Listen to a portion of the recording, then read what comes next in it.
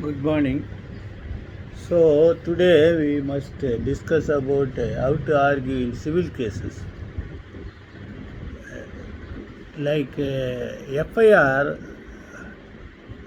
which has got important in criminal proceedings.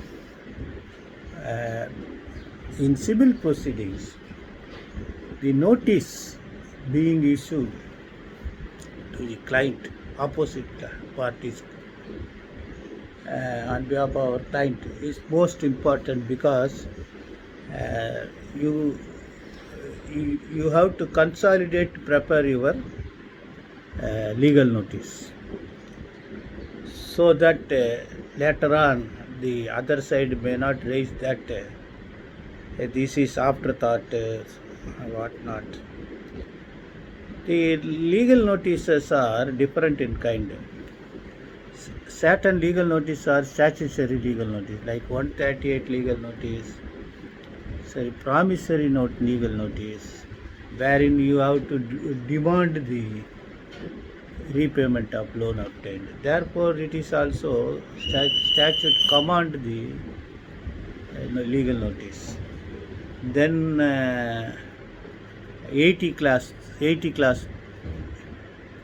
80 CPC notice, wherein you have to obtain permission from the department. These all are statutory notices. Other notice like Transfer of Property Act 106 legal notice, this RLTOP, earlier rent control proceedings, calling the opposite party to pay the arrears of rent. All these things are on demand. That's all our class of service. This is most important. Thereafter, while filing civil suit, you are filing the suit with facts and other things, but drafting a plaint in civil suit is most important because if you want to get over certain limitations by exercising the provisions, exceptions available under law of limitation act, you have to state all those reasons in the plaint itself. That is the way the plaint is being drafted. Then question arises a written statement, filing written statement. Then most important thing comes into vital play role of civil proceedings was framing of issues. See, it is far better that you file draft issues by covering main issues. Any question of a law based upon your statement of facts.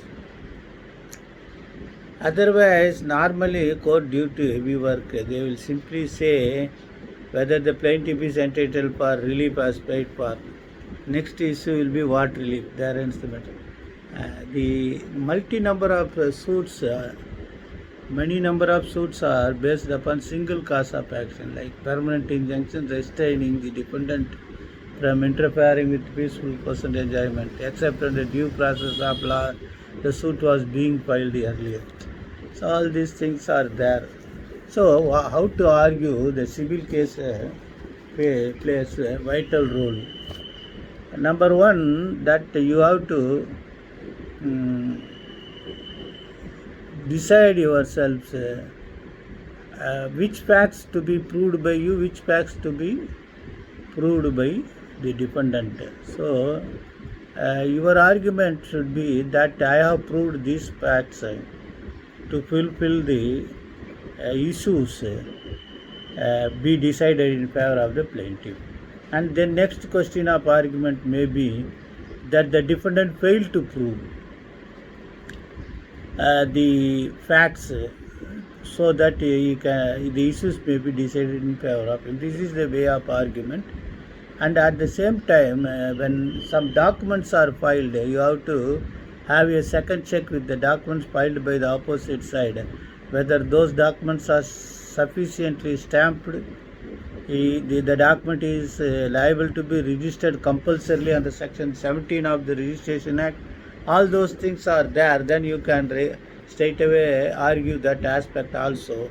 And the property is not properly valid you can also argue that at the trial itself, which has not been pleaded, specifically pleading of facts, uh, you cannot argue if your plaintiff not been stated.